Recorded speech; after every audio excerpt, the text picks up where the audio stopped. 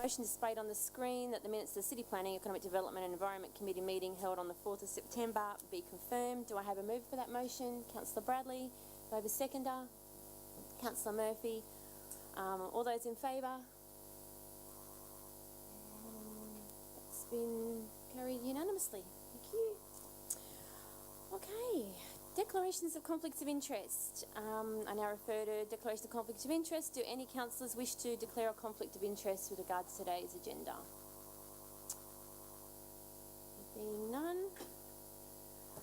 All right, I will now move on to general business. Councillors, do you have any general business for the Development Assessment Manager, Mr. Stephen Ball? Thank you, Councillor Lane. Thanks very much to you, Madam Chair. Hi, Stephen, how are you?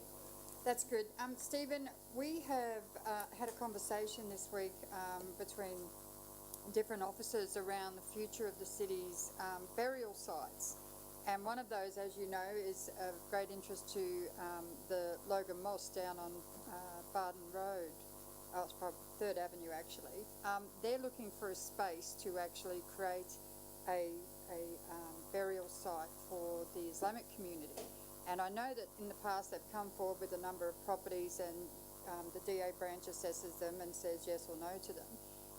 Given that Council's also doing a review of their cemetery locations, is it reasonable for us to try and delegate a specific area where we might be able to look at cemeteries in the future so that they can then do their planning from that rather than having to go find a property and then come back to Council, then go back and find a property and come back to Council? Is that an option, or it's not an option in this case? Through the chair, I actually met with representatives from the Islamic Association and also from the Logan Mosque back in July, and I took along the relevant manager who looks after cemetery. So we talked about a range of options, and I want to be a little bit careful because these are kind of the equivalent of pre-lodgement meeting discussions, so they are commercially in confidence. So I can confirm that we have been working with them on a range of different options, and certainly myself and the manager that looks after cemeteries continue to make ourselves available for those types of conversations, whether they be private cemeteries or how we can work with them to be able to meet their needs within our existing cemetery offering. So Council will have to do the same thing when they look at their council cemeteries, is find a block of land, come to DA, have the pre-lodgement meeting, DA then says yes or no, it's appropriate, then they go back and they keep looking until that's done rather than allocating a specific sector within the city for future cemeteries. Through the chair, council's works like that would be counted as a local utility, so they wouldn't need a development application. When you have, depending upon the needs that somebody has, whether it be for any form of development, including cemeteries, that has to be balanced against what council's needs for how cemeteries need to operate. So in those instances, you can have circumstances where a customer wants to be able to operate a cemetery, so I'm talking very generally, wants to be able to operate a cemetery in a different way to the way that council would want to operate a cemetery. And in those circumstances, the customer would need to look at having a private cemetery rather than one operated through council, because there can sometimes be a conflict in the way in which somebody wants to operate their cemetery. Thanks very much. Thank you, Councillor Lane. I have Councillor Bradley. Thank you. Through the chair, I appreciate this opportunity. Last round of committees, I wanted to raise a GB item, but I never got an opportunity to do so. So I wish to raise it here today, if I may. And I do appreciate Mr. Ball coming out into Division 1 to see the issues of construction that are presented and the demand or the pressures that are placed on the local community. And there was a discussion about reviewing the planning scheme to address these issues. So effectively, Division 1 is probably one of the most highly condensed divisions, and as construction development is happening in particularly Springwood, Rochdale South area with the pressures of the M1 upgrade busway, etc. We're getting high rises, and so as a result, there's parking issues with construction workers, and for example, Springwood Park dog off leash car park has been utilised every day by construction workers. We've had impact in Springwood Community Centre with parkers, with people parking there who are actually construction workers. And only today I had Mr. Ball email me about parking issues for another development that is presently happening in Springwood. So on the screen is some wording that was suggested by the director last round of committees, and like I said, I didn't get an opportunity to raise it. So hopefully this request for a report will actually address those issues that are being found through the planning scheme. My area is probably going to be, Division 1's probably going to be the first one to feel the impacts of the pressures of development as it's getting further and further away from the Brisbane CBD area. So. Mr. Ball, did you want to respond to this matter? Yeah, through the chair, this is a really important issue, councillor, and as a lot of you would be aware of, the construction task force was set up to deal with the growth pressures that our city faces. And you're right, councillor, that more recently, because of the development that we're seeing in Springwood, we're seeing a different type of challenge associated with construction, mainly in relation to parking, because as we move out into, say, our growth areas down in Park Ridge, when they're undertaking the development, there's a large greenfield site, plenty of room for the construction workers to park on properties. But as we move into a lot of the development sites within your division, the challenge is that the building takes up the whole of the site, so the construction workers are left parking on the neighbouring streets. In the past, we've looked to address that, just like other local authorities address those issues by might be having a portion of a local park that they might allocate for construction parking near the site. I've seen instances where part of a school site has been used, and then there's a financial contribution made with the school, then might turn around and fix up, say, the challenges they might have with the quality of the bitumen in their existing parking area. So there's a benefit that's given back by being able to use a portion of a site. So you're right, councillor, this is a newer challenge for the construction task force to address in working with the parking team. But we've been dealing with construction challenges for some time. So in terms of my suggestion around this general business item, we're well aware of what the challenge is. We've been working on some adjustments as we go into the new planning scheme, which will go on to consultation next year. My preference is that we focus our energy on those changes that are made in the planning scheme that will then go out to consultation, and then and we'll make the changes through that. So that's doing the equivalent of what this is asking for. So instead of it being a separate report, because these things have to be dealt with through the planning scheme, that we follow that process rather than doing a separate report outside of the current planning scheme development process. So, having said that, are you suggesting this is not really needed? Through the chair, that's correct, yeah, because we've already got an existing process to prepare the new planning scheme, which we'll speak with the councillors about, consult on with the community, and then receive feedback so we can make further amendments if required. Okay. Alternatively, could this be like a for information report, or just saying exactly that, like you just said? Because I've got nothing really. The planning scheme that I've seen previously didn't address this, so. Through the chair, any time that we do for information reports or anything like that takes the team away from actually doing the work on solving the problem. So that's why my recommendation is that we move forward with the planning scheme process that we've already got, and I'm happy to provide any further information around what that will look like in terms of that. as we work towards consulting on the new scheme. Okay. With that in mind, and I'm trusting that this will happen, I'll withdraw that. Thanks. Thank you, Councillor Bradley.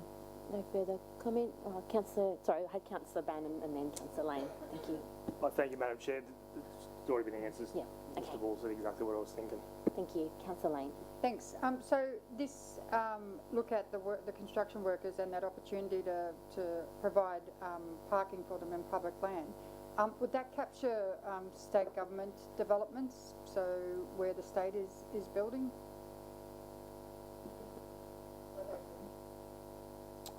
Well, if these aren't formalised car parking arrangements, so that example that I used before with, for instance, the use of school land, is they might go and talk to a school and they'll say, look, we're happy for you to use this area of land which we're not currently utilising, and your contractors work on that. At the end of it, what they would typically do is then there might be some damage to the grass or something if they're parking in that instance. So they then go and replace the grass, and then they might make a financial contribution to the school, which they could use, I don't know, to repair their sporting fields, which might be, you know, a bit lumpy like my children's school fields at the moment in another local authority. Or it might be something to do with the parking areas. You know, you get potholes in parking areas, and the schools are always looking for money to get some of those things fixed. So there's a benefit to, as an example, a school providing that opportunity for a development site. The reason why I say it is just I've noticed that construction workers like to keep their vehicles very close to the construction site so they can access their tools and what have you and keep an eye on it. And so footpaths then become their de facto parking space. So I just thought I'd ask that. Thanks. Thank you, Councillor Lane. Mr. Ball, do you have any general business for us? Through the chair, no I don't. Wonderful. You enjoy the rest of your day. Thank you. Okay, councillors, do you have any general business for the Health, Climate and Conservation Manager, Mr. Brett Espenson? No, Mr. Espenson, do you have any GB for us? Through the chair, no I don't. Wonderful. You have a great day. Thank you. Okay, councillors, we have 3 reports on today's agenda.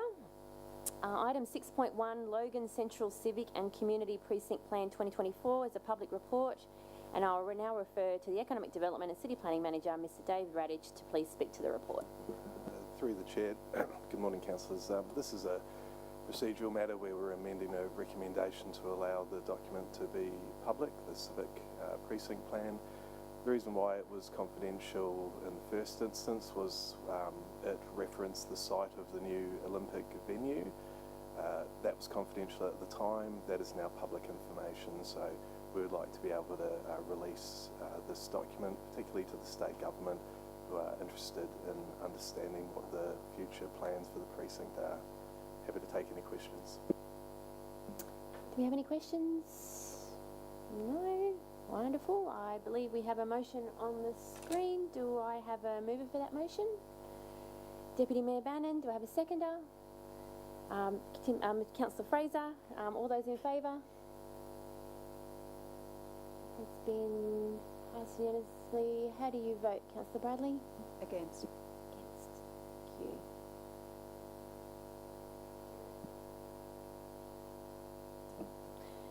Alright, we can now move on to item 6.2. Proposed overseas missions to sister cities is also a public report, and I'll now ask Mr. Radich to please also speak to this report. Thank you, and through the chair, the report outlines some significant anniversaries that are coming up. There are 3 significant 30th anniversaries of our sister cities relationships, so the signing of those sister city documents. We're proposing to, with a limited budget as outlined in this report of $37,000, visit those sister cities. One of the important things for us to do is to start planning and booking in times and flights. As I said, we've got a limited budget, so getting an early resolution from council is important for us so we can get value for money. So the report proposes 3 trips over 2 financial years. All of the 3 30th anniversaries of our sister city relationships. One of the things that we felt was important, and you'll see in attachment to it provides an outcome of what we have achieved through our sister cities relationships. There's a recommendation, I believe it's recommendation 3, which post these missions we'll prepare a report back to council which will outline what occurred on those missions. So it's basically a post-mission report. So for full transparency, we'll bring that back to council so everyone knows what we were able to achieve as part of those 30th anniversaries. There's limited detail in the report around the program of works, so the program of engagement, and that's because we really need to get a resolution from council to start doing detailed planning missions. So often we'll do the sister city relationship ceremonial events, and then we'll add in a whole lot of other economic development or export related events. So we usually talk to our friends in Austrade or TIQ to meet with businesses over there, so we make the most of our time while we're over there and maximise the value back to the city. The recommendation is in accordance with the corporate travel policy. The only change is that there's no requirement for us to prepare a report back to council with the current corporate travel policy, but we're adding that report, that recommendation, and that we will prepare a report back to council. So there's the budget is $37,000 for international travel. That's an annual budget that's held within my branch. We've modelled and costed the proposed missions, and it does fit within and slightly under that budget currently, but that is on the basis that we start doing some detailed planning and booking in flights and accommodation. Often with sister cities, our accommodation for elected members is covered, but it's certainly those flights that do creep up often. Happy to take any questions about the report. Thank you, Dave. I have Councillor Lane. Thanks very much. Through you, Madam Chair. Dave, I really like the idea of sister city relationships, but the thing that your report didn't have is what benefit has been brought to Logan City as a result of 30 years of friendship through international, so tourism, education, professional opportunities. That's just not listed in the report of what Logan has received as part of being those sister cities. Do we have numbers of people that have exchanged or gone across and come back, or?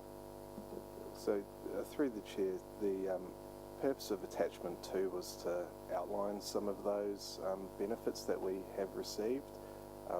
For example, when we have engaged with sister cities and gone to Japan, for example, we've been able to organise with Study Queensland some international students that would attend some of our schools in Logan. So there are benefits there. I guess it's been a long time since we've visited some of our sister cities, so I'd have to come back with some specific numbers around tourism events, but the purpose of attachment 2 was to provide an outcome of what we have achieved with our sister cities so far. Thanks. And I saw that, but there's big gaps between 1996 and 2014. Was there a lull because we weren't servicing that sister city engagement properly? Through the chair, we would usually look to visit the sister cities for these significant events like the 30th, 25th, 20th, so that's why we're proposing them to visit these sister cities with these 3 30th year anniversaries. Thank you, Councillor Lane. I have Councillor Bradley. Thank you, through the chair. My hand went up when Mr. Radich referred to students. Are you referring to John Paul College, who were doing it anyway?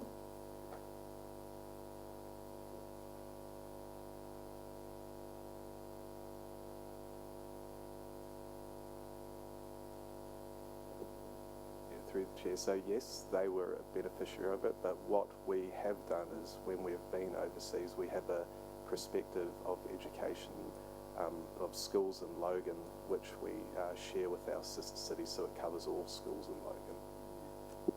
From memory, though, they were going to do that anyway, and it had nothing to do with council. But anyway, I'll leave it at that. Okay, do we have any other questions?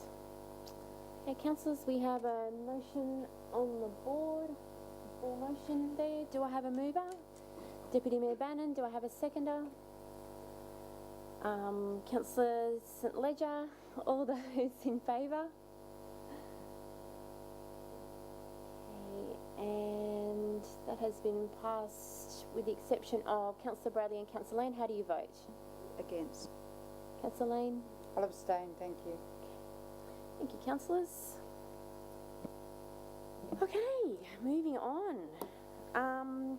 Okay, does anybody have any general business for Mr. Radich? Oh, Councillor Lane. So, just want to say big thank you to your crew. The communications on the Croydon Road precinct stuff has been absolutely amazing. Looking forward to opening the shared pathway in the gardens on Thursday.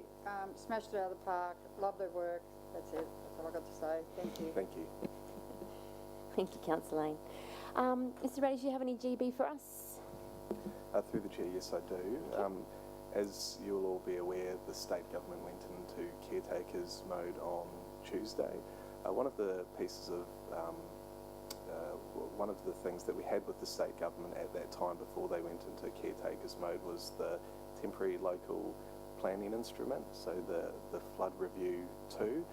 Unfortunately, they weren't able to get that out before they entered into caretakers mode, so we expect that to come out on outside of caretakers mode. So what I'm doing is just flagging a delay to that that policy, as we weren't able to get an approval before caretakers.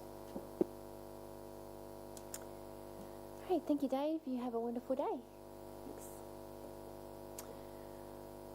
Okay, our last report for today is item 6.3, Greenovate Proprietary Limited appointment of independent directors. Now, this is a public report with confidential attachments. A proposed resolution to move this matter into a closed session is displayed on the screen. Do any councillors wishing to move into a closed session for this item? No? Okay.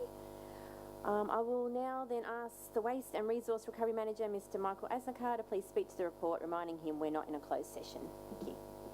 Thanks, Madam Chair. Morning, councillors. Upon establishment of the Greenovate beneficial enterprise late last year between Logan, Redland and Ipswich councils, the Constitution provided for the immediate appointment of interim directors, being the 3 CEOs, council CEOs, to the board for a 12-month period, during which time independent directors would be recruited. That 12-month period expires on the 9th of November this year. After an external recruitment process and consideration of applicants by the current board against the skills matrix, this report presents the recommendations for the appointment of 4 independent directors to the Greenovate board, and the details of those candidates are in the confidential papers. This same report's being considered by Ipswich and Redland councils this month, and assuming all councils resolve to appoint at least 2 of the same independent directors, that will enable the independent board to commence prior to the expiry of the term of the current interim board. I'm happy to take questions. Thanks. Thank you, Michael. Do we have any questions? Oh, Councillor Wilcox. I've got one. Conscious that we're not in confidential. Do all councils that are in this have to agree on the candidates? At least 2, because there's a minimum of 3 independent board members required. So as long as, and we already have an independent board chair, so another 2 need to be resolved, the same 2 by all the 3 councils. And have any of the others done their... No, not yet. We're Okay, first. right. Yeah. Okay, cool. Thank you, Councillor Wilcox. Okay. So I believe we have a motion on the screen. We can just run that down. That's a full motion. Do I have a mover for the motion? Mayor Raven. Do I have a seconder? Councillor Bradley. All those in favour? That has been carried unanimously. Thank you, councillors. Does anyone have any general business for Mr. Asnakar? Oh, Councillor Lane. I'm pretty sure I just got whiplash from whipping that hand up. Michael? I sent through a massive list yesterday. I'm not sure whether you were back off leave yesterday, but it was a huge list of rubbish sites in and around Division 2. At this stage, we're getting new rubbish sites because people are putting more stuff out thinking that curbside's coming up because there were so many out in the first place. It is a result of people overfilling their footpaths with rubbish and other people adding to it. We've had multiple instances, I think, where Emily's team is investigating people adding to other people's piles and having to do stat decks. My concern is that there's a lot of residents that have they're very proud of their streets and they're feeling not so proud at the moment because there's so much rubbish still out in the community. I'm wondering whether or not we can get the rubbish picked up as part of the curbside collection process and not get RCM to do it in another couple of weeks. It's been 3 weeks since my area, or 4 weeks now since my area had curbside, and the rubbish is still sitting there and it's growing daily. So I'm wondering whether or not we can get it picked up and then look at the illegal dumping stuff as part of the ongoing strategy going forward. I support the illegal dumping task force, but people are confused between curbside and that. If I can get the rubbish picked up and people start dumping again, I'm pretty sure their neighbours will be filthy and dob them straight in. So it's just my community looks terrible at the moment, and people aren't dragging their stuff back in. Some don't have the capacity to drag it back in. Some don't have the capacity to get it out to the waste tip. So I'm worried at the moment. Through you, Madam Chair, I can't give any immediate commitments here and now in relation to when the waste that's currently out there, which has been presented non-compliantly, illegally, hazardous materials, when they can be removed. So I can't sort of speak on behalf of the local laws teams or RCM and however, what I will do is, only having been back from leave yesterday, I will go through that list. It's somewhat vague. I mean, is it a bit of litter? It says rubbish, so there's quite. Right. Okay. So there is obviously a compliance process that needs to be gone through, and that's a process that I'll let Jackie and Emily probably talk to in a bit more detail. But certainly from the front end pickup perspective, where the presentation is clearly non-compliant, that's when we issue the notice to say this is not compliant, it will not be collected, and there'll be a you have to remove it yourself. So what I do want to get to the bottom of is we've got that 2 cubic metre presentation limit. It's got to be clearly over that for those notices to be issued. So, yeah, the problem, and as I say, I'm not worried about the people that have dumped the rubbish that face fines. That's their business. But it's those people surrounding them that really take great pride in their properties who said, JJ Richards used to pick it up and the new mob's not doing it. And I said, well, hang on a minute, that's not right. The new mob are doing their very best, and when faced with overwhelming amounts of rubbish, they have to actually follow the rules that are put in place. But that doesn't soothe them in any way, shape or form. They just want their streets clean. And I'm wondering whether or not we treat curbside differently to general illegal dumping, because most people don't read the flyers that we put in their letterbox. Other people have been caught adding to piles, and in fact there's new piles going out even as we speak in the burbs, because people are going, oh, curbside's coming because there's so much rubbish out. So people genuinely do things thinking it's rubbish time, we can just throw whatever we want out. I just don't know that this is the time to be smashing down on the illegal dumping side of it when so many residents who really look out for their properties and are proud of them are very upset at the moment. That's my only concern. I mean, at the risk of getting into a whole debate about curbside and what we should be picking up, we have had a lot of discussions, and I think it was maybe 12 months ago where Emily and I sat here in a workshop. We said, the way in which this has been conducted over the years is basically encouraging residents to put out what they want, as much as they want, whenever they want. It'll just get collected with no consequence. We have to start putting in a process, and which has been happening for the last 12 months, around the fact that if you present a non-compliant KCU, no, it will not be picked up, and you will be asked to remove it yourself, and there'll be a compliance process. Yes, and we did say that would result in material being left there for longer than maybe it would have been years ago. But even in previous years, I mean, over the course of the last 20 years, what we're seeing now is not new. This has been happening for 20 years. It just comes with the program, and we just have to manage it as we make our way through the city every year. That, you know, it unfortunately, as much as we've tried over the course of the last 20 years to, you know, make it work as efficiently and as well as we can, it just comes with the program, unfortunately, and we do the best we can.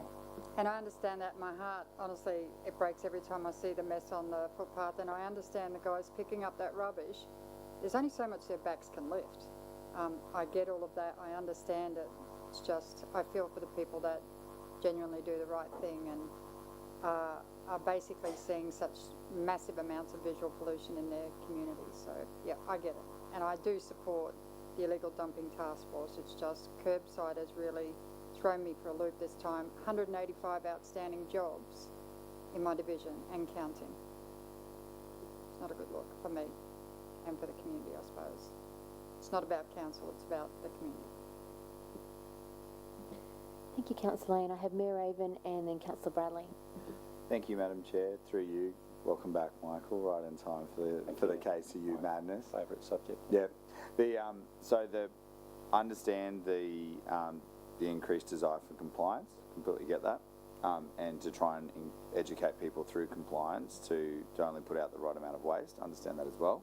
And I know that you're going to look into whether or not the contractor is being overly pedantic about is that 2 cubic metres or 2.1 cubic metres, right? So that'd be great.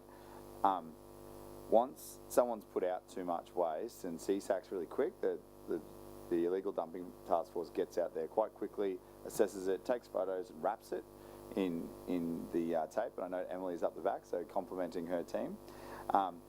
The problem there isn't so much with the illegal dumping task force responding and then saying, hey, bring your stuff back in, you've got a week to do it. Once that week has expired, it can be multiple weeks up to months before the next team who comes to pick it up, who is already doing BAU and doesn't really have the resources to go and do a pickup, which is RCM. And I've been going through these challenges between the disconnect from the illegal dumping task force and RCM now since before the election, because there seems to be a pretty regular break in communications where the illegal dumping task force identifies waste, completely separate to KCU, and it can take 3 to 6 months for it to actually get picked up, or someone goes out there from RCM, doesn't find it, gets called back out, starts a whole new process again, starts from scratch. So my concern is that the systems aren't actually in place to be able to cope with what is being pushed back to them by Cleanaway. My preference is that lowest cost to government is which is lowest cost to ratepayer, is what we would be seeking, because if Cleanaway are in the field and they have a contract that means that if they're collecting more than what they should otherwise, they will charge us a variation on that. Surely that contract is cheaper than 6 months of waste on the footpath, waiting for it to get picked up. Frustrated residents. I've sent you through some of the screenshots to the CEO where people are very, very distressed because they feel they're being threatened with fines when they've put out what they feel is a normal amount of waste. It might not be, but even if it is too much, we can't wait for 6 months to pick it up because it's blocking the footpath. It's not safe. Third Avenue's a joke at the moment. It's not actually safe for kids to walk to school, and we can't understand the desire to use compliance as an education tool, but we can't stand on that and say we're happy for kids to walk down a busy road at peak hour because we're trying to teach some illegal dumpers a lesson, because the community doesn't accept that sort of a balancing point. So my preference would be to, by all means, do some compliance as education, but then actually get the waste cleaned up and pursue the compliance afterwards instead of waiting months with rubbish on the side of the road, making it unsafe and difficult for people and unsightly for the community who feels that they're paying for a service that they're not getting. You don't need, for the record, you don't need to respond, it's just a rant. Noted. Thank you, Mayor Raven. Councillor Bradley. Thank you through the chair. Look, I do have great empathy for Councillor Lane, receiving the flack from the community in relation to this. My question though is, are there areas of the city that this issue is more prevalent than other areas. Yep, absolutely. Yeah, because my curbside collection has really become worse and worse over the years, in my opinion. And when we went from 2 to 1, that's when I noticed a big difference. But that's just my personal opinion, and I hope that we bring it up in the budget process. Thank you, Councillor Bradley. Any other GB? No? Mr Asnakar, do you have any GB for us? No, Madam Chair. Well, you have a great day. Thanks. Thank you. Okay, well that concludes the agenda for today. Does anyone have any general business for Director of Growth, Economy and Sustainability, Mr Dave Hanson? Councillor Lane? Thank you very much. Director, can you please pass along my thanks to all of the team involved in the curbside collection, including Mr Asnakar, who's just come in and copped a flogging, because despite all of the leftovers, there was massive amounts of rubbish put out this time, obscene amounts of rubbish put on the curbsides that officers and staff have to pick up. And I know that there's been, you know, those physical opportunities for injury, but also other areas where it's not so pleasant and it's health damaging that those people face. So I just want to make sure that they understand that I appreciate everything that they do in this sphere. It's just, yeah. So could you please pass along my thanks to all of that team, and if I can buy them a chocolate frog, I will. Just let me know. Thank you, Councillor Lane. Dave, do you have any GB for us? No, I do not. Okay. All right. I now declare the City Planning, Economic Development and Environment Committee of the 2nd of October concluded at 9:37, and the City Lifestyle meeting will begin at 9:47. Thank you, everyone.